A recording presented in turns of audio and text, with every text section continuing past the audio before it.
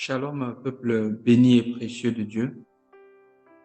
La Bible dit, il est doux et agréable pour les frères de demeurer ensemble.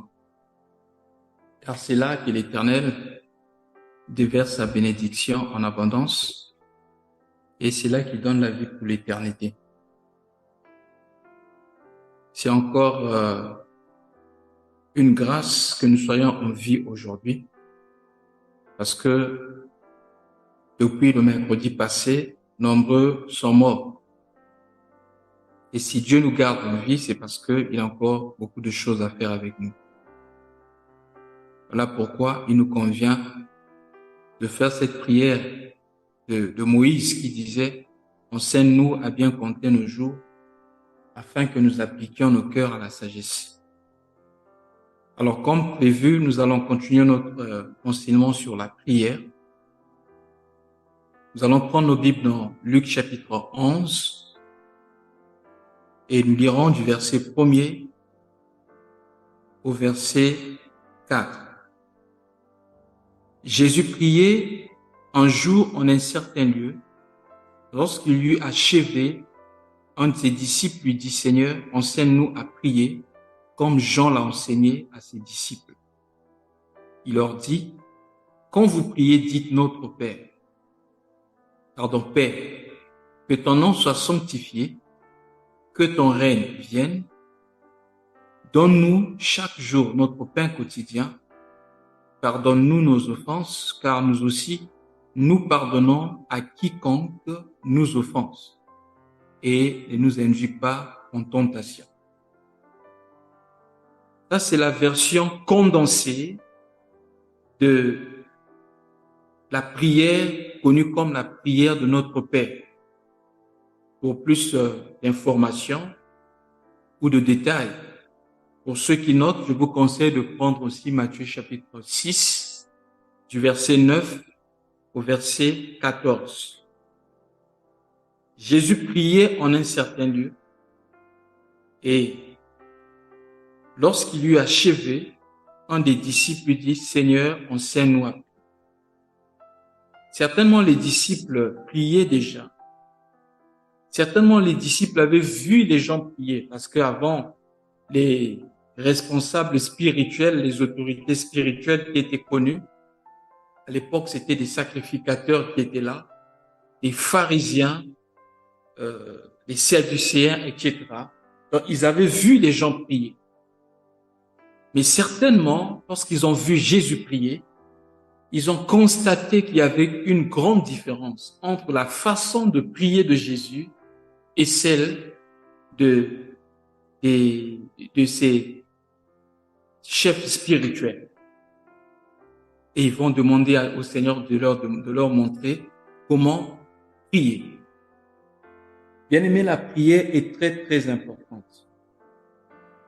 Parce que le Seigneur Jésus a dit prier sans cesse. Donc, s'il y a une activité qui ne doit pas cesser dans la vie d'un chrétien ou d'un enfant de Dieu, c'est la prière. Nous l'avons déjà expliqué les fois passées où nous avons parlé de la prière. Quand on parle de la prière, ce n'est pas une question de temps, comme c'est présenté par certains, que non, vous devez donner la dîme du temps à Dieu. Donc, comme vous avez 24 heures dans la journée, une prière acceptable auprès de Dieu, c'est une prière faite en 2h40. On suppose qu'on a donné la dîme à Dieu. D'autres encore en se référant de la prière de Jésus à Gethsémani lorsqu'il priait, pendant qu'il priait, ses disciples dormaient et quand il a fini de prier, il dit aux disciples, vous n'avez pas pu demeurer ou rester éveillé en prière avec moi pendant 1 heure. Donc pour certains, une prière exaucée ou acceptable auprès de Dieu, c'est une prière faite au moins pendant 1 heure. Bien-aimés dans le Seigneur, tout ceci représente des théories humaines. Nous devons, bien aimés, nous référer à la parole de Dieu. Le problème avec notre génération, c'est que les gens ne prennent pas le temps de lire. Or, la Bible dit quoi? Lorsque vous verrez l'abomination de la désolation assis dans le lieu saint, que celui qui lit fasse attention. Qui lit? Celui qui fait attention, qui regarde, qui médite la parole, qui examine les Écritures. La Bible dit que les chrétiens de Bérée avaient des sentiments plus nobles. Ils ne disaient pas amen à n'importe quoi, frère. À chaque fois qu'ils entendaient les apôtres prêcher, ils partaient vérifier si ce qu'on leur enseignait était exact. Bien-aimés dans le Seigneur, nous devons valoriser la parole de Dieu. Nous devons considérer la parole de Dieu comme une lettre que Dieu a adressée. Donc, lorsque nous recevons cette lettre, nous devons bien aimer la lire avec beaucoup d'attention, avec beaucoup d'engouement et bien aimer, avec beaucoup bien aimer le désir de vouloir comprendre et appliquer. Nous sommes dans une génération où, bien aimé, les hommes veulent trop vite aller, c'est-à-dire la génération fast. Tout est fast. Fast food, fast marriage, tout est rapide. Les gens courent après le vent. Faisons très attention. Quand la Bible dit ne vous conformez pas au siècle présent, nous ne devons pas vivre, bien aimés, comme les gens de ce siècle, qui veulent les choses vite faites, bien aimés dans le Seigneur. Regardez même, quelqu'un me disait un jour, non, si tu veux écrire un livre, il faut que ça soit un livre, il faut que ça soit un petit livre comme ça, bon, on peut mettre dans le sac, on peut rapidement lire et finir. Donc, les gens veulent aller vite. Frère, s'il y a une chose que nous devons bien aimer, bien méditer, avec attention, ne pas chercher à courir pour dire que tu as fini un chapitre, tu as fini un livre ou tu as fini la Bible. S'il faut rester 1 an, 1 mois sur un seul verset pour le comprendre, bien aimé, il faut demeurer. Nous sommes dans une génération où, bien aimé, la crainte de Dieu a disparu. Les gens déclarent en disant qu'il est écrit sans vérifier si c'est réellement écrit dans la Bible. Je vais vous donner un exemple simple. Peut-être que vous avez eu à faire cette erreur comme moi. Avant, je disais, Dieu siège au milieu de la louange et de l'adoration. Savez-vous que c'est pas écrit dans la Bible? La Bible dit Dieu siège au milieu de la louange de son peuple. Parce que on peut bien aimer louer ensemble. Mais l'adoration, c'est une question d'individualité entre l'homme et Dieu. Je vais donner encore un autre passage. Les gens ont l'habitude de déclarer souvent lorsqu'on parle du combat spirituel, il est écrit, tout ce qui est révélé est condamné. Qu'est-ce que dit la Bible à propos de ça? Non, la Bible dit tout ce qui est révélé est condamné. Et souvent, c'est interprété de cette façon. Tout ce qui est révélé est condamné signifie, si Dieu te révèle les manigances, par exemple des sorciers, ou les manigances des gens qui veulent te faire du mal, comme c'est déjà révélé, c'est condamné, cela n'arrivera pas. Faisons très attention. Lisez bien le contexte dans le livre d'Éphésiens chapitre 5. Bon, c'est pas notre sujet, mais lisons ça quand même. Dans Éphésiens chapitre 5, le passage où les gens disent souvent, tout ce qui est révélé est condamné. Donc, cela signifie que Dieu a déjà révélé, donc cela ne pourra pas m'atteindre. Écoutez bien le contexte. Éphésiens chapitre 5, je suis au verset 11, donc je prends du verset 11 au verset 14. Ne participez pas aux pratiques stériles que favorisent les ténèbres, mais démasquez-les plutôt.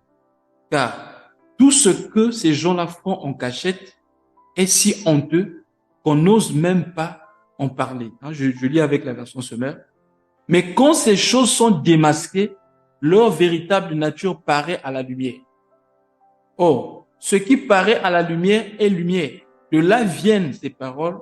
Réveille-toi, toi qui dors, relève-toi d'entre les morts, et le Christ fera lever sa lumière sur toi. Ça, c'est la version Semeur. Je vais lire ça dans la version Louis Ségan. Écoutez ce que la Bible dit. Ne prenez point part aux œuvres infructueuses des ténèbres, mais plutôt condamnez-les. Car il est honteux de dire ce qu'ils font en secret. Mais tout ce qui est condamné est manifesté par la lumière. Car tout ce qui est manifesté est lumière. Alors, montre-moi où la Bible dit tout ce qui est révélé est condamné. Écoutez. Car c'est pourquoi il est dit, réveille-toi, toi qui dors, relève-toi d'entre les morts et Christ t'éclairera.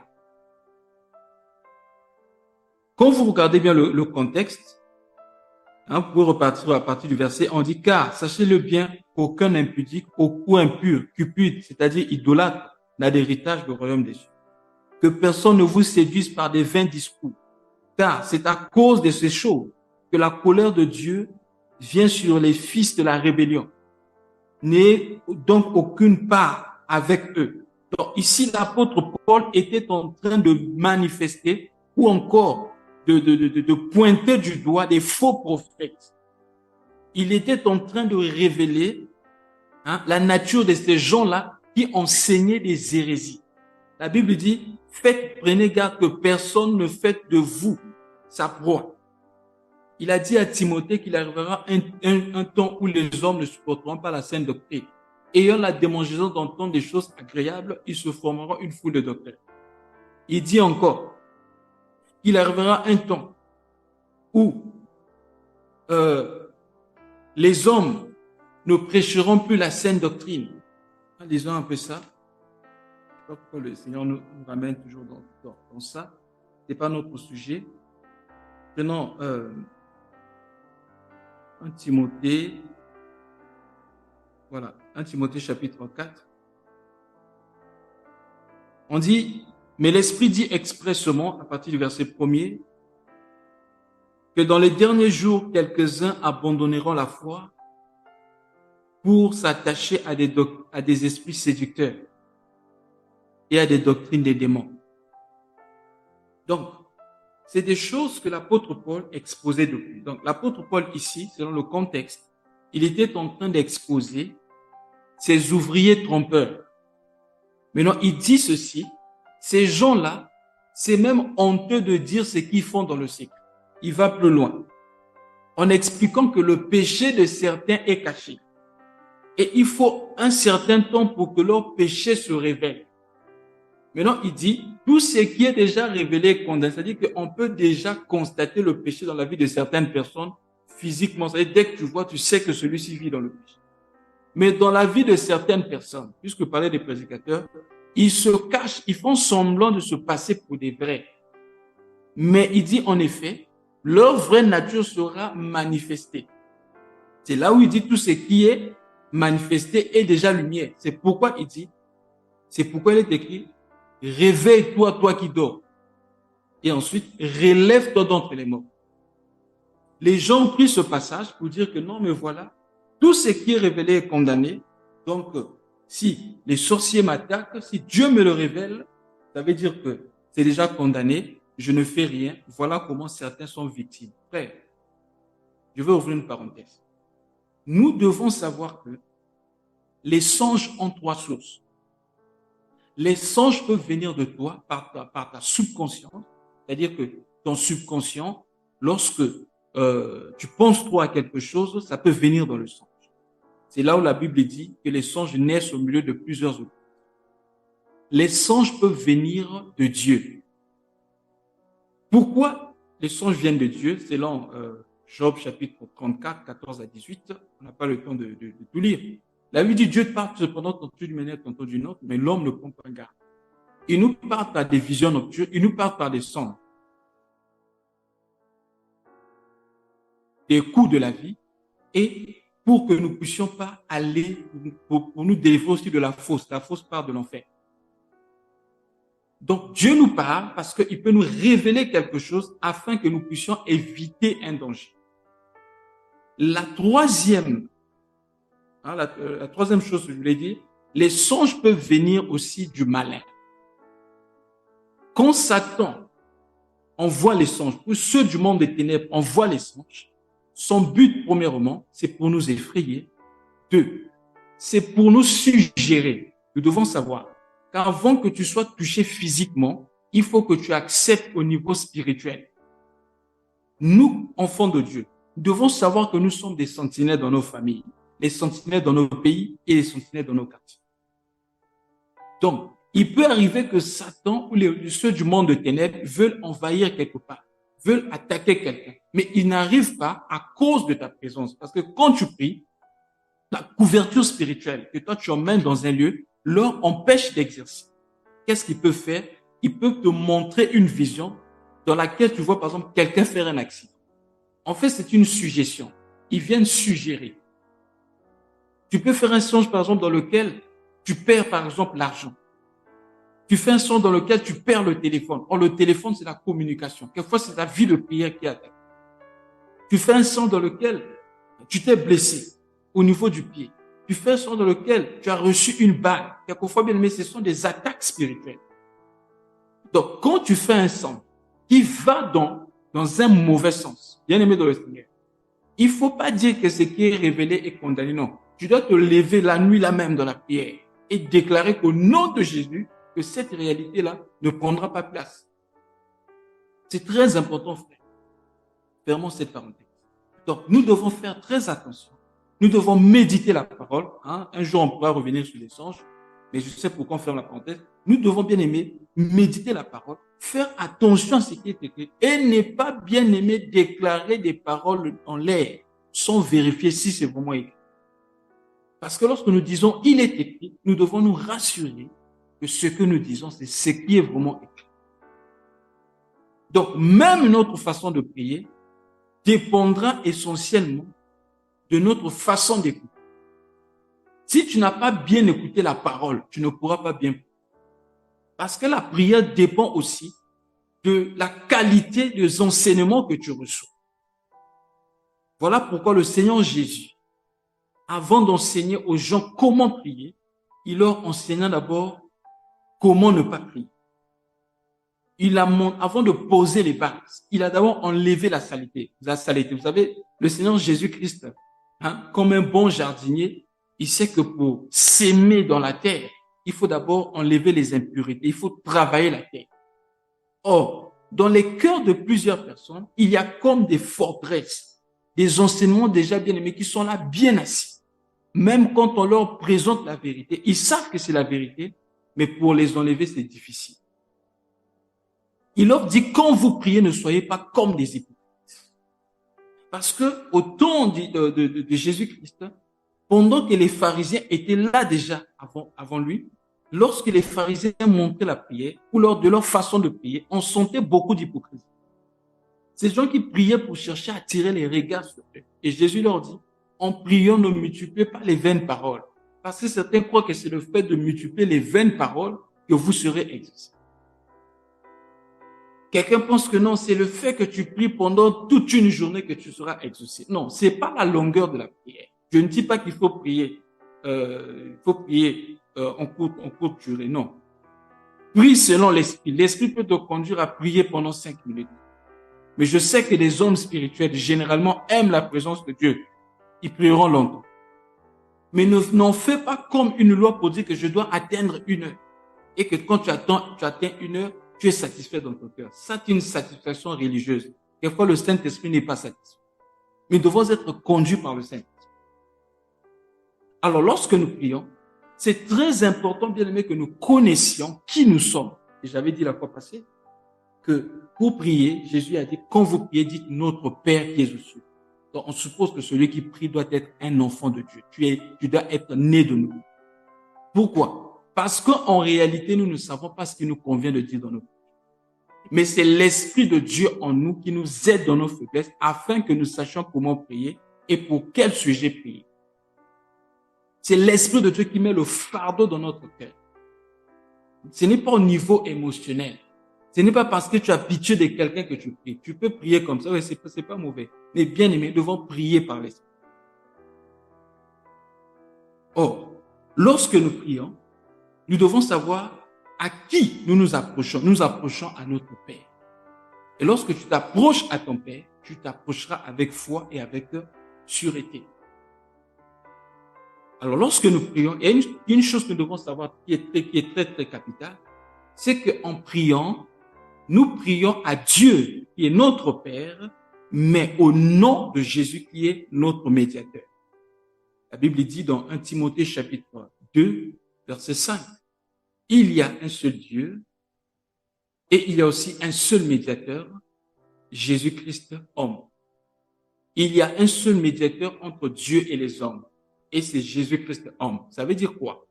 Pour prier, nous devons toujours passer par lui. Jean 14, verset 6. La Bible dit, je suis le chemin, la vérité et la vie. Nul ne peut aller au Père si ce n'est par moi. Tu ne peux pas aller à Dieu si ce n'est par Jésus-Christ. Si le monde dit tout chemin mène à Rome, il n'y a qu'un seul chemin qui mène à Dieu, c'est par Jésus-Christ. C'est lui l'intermédiaire entre Dieu et les hommes. C'est pourquoi on prie au nom de Jésus-Christ. On ne peut pas prier Marie. La prière de Marie, c'était une salutation. L'ange avait dit simplement, je vous salue Marie. Il lui a annoncé la bonne nouvelle que par lui, le Messie devait venir. Par elle, le Messie devait venir. Mais aujourd'hui, on a fait toute une prière. Il y a même une partie de cette prière, j'étais sidéré ce jour-là en écoutant ce que quelqu'un dit, intercède pour nous pauvres pécheurs. Est-ce que Marie peut intercéder pour nous? C'est pas Marie qui est morte à la croix pour tes péchés, c'est un seul, c'est lui seul l'homme, Jésus-Christ qui est mort à la croix pour toi. Donc l'intermédiaire entre nous et Dieu, ce n'est que Jésus-Christ. C'est lui seul. On ne peut pas aussi aller vers Dieu en passant par un ange. Faisons très attention. Il y a des doctrines comme ça, là, des doctrines des démons qui enseignent aux gens à passer par des anges pour atteindre Dieu. Et il y a même des gens qui invoquent des anges. Bien aimé, nous ne devons pas invoquer les anges. Nous prions à Dieu et c'est à Dieu d'envoyer les anges.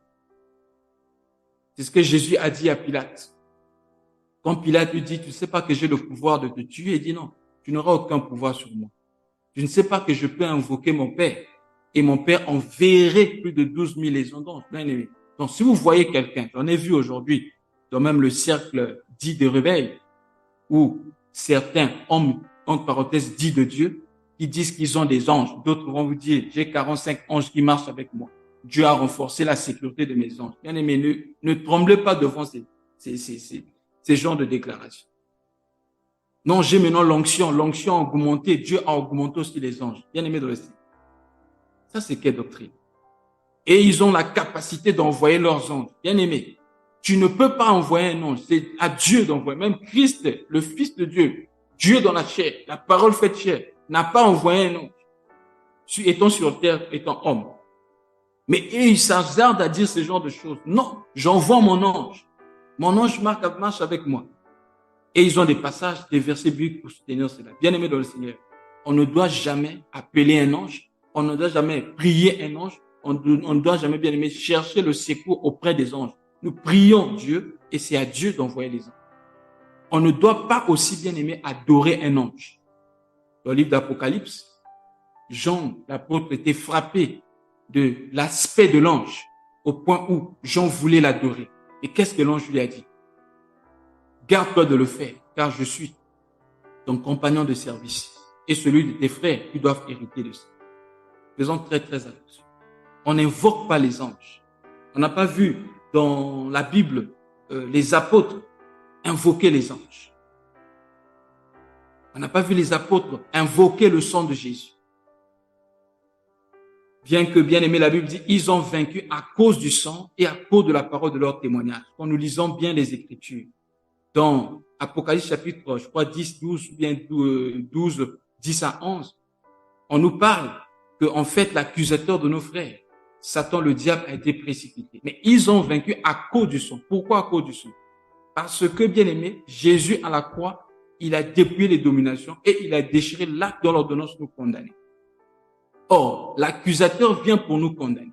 Parce que le sang a été donné comme rançon, ça veut dire que quelles que soient les accusations de Satan, nous ne pourrons plus être condamnés. C'est sur cette base-là que nous avons vaincu à cause du sang qui a coulé. Par conséquent, Satan ne peut pas nous vaincre. Et là, la Bible dit, ils n'ont pas aimé leur vie jusqu'à craindre la mort. Pourquoi? Parce que Jésus est déjà mort. Nous ne mourrons plus jamais. Ils pourront tuer le corps, mais par rapport à l'esprit et à l'âme, on ne mourra plus jamais. Bien-aimés dans le Seigneur, nous devons faire très, très attention.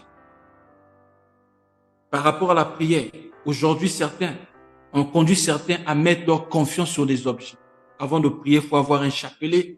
Avant de prier, il faut prendre tel mouchoir. Avant de prier, il faut utiliser telle huile, etc.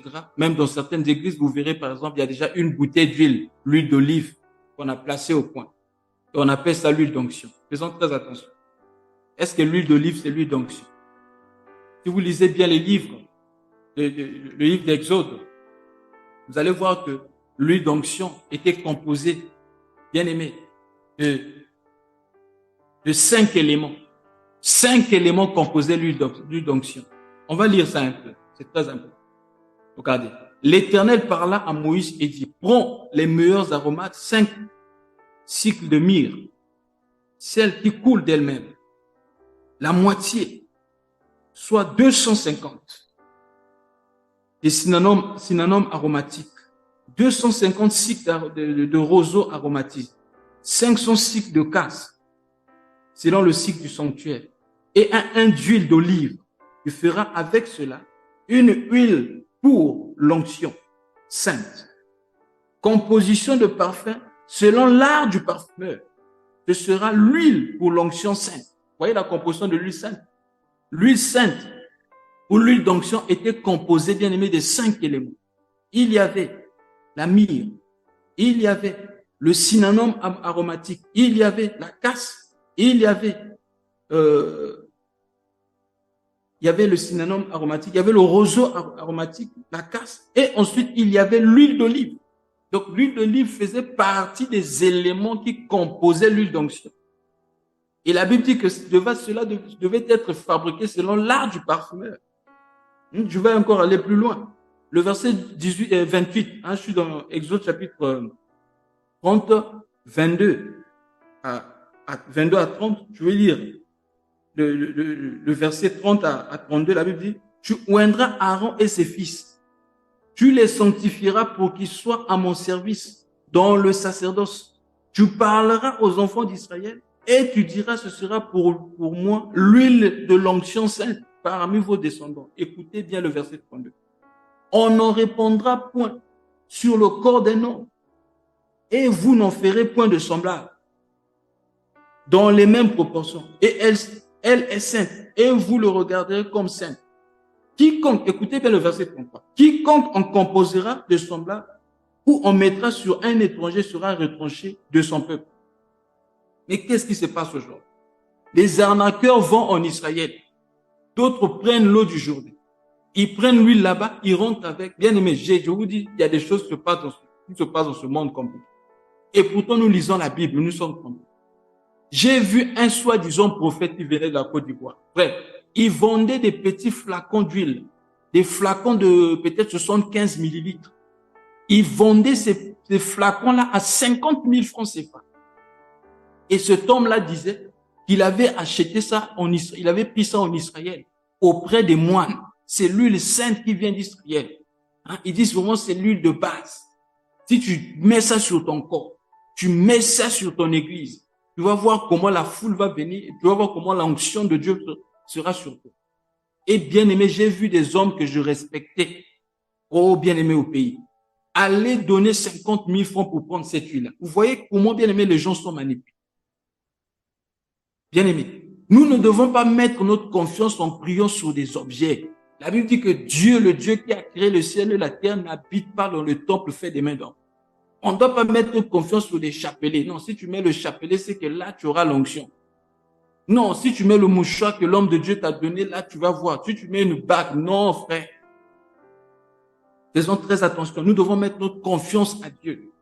Notre confiance doit être en Dieu.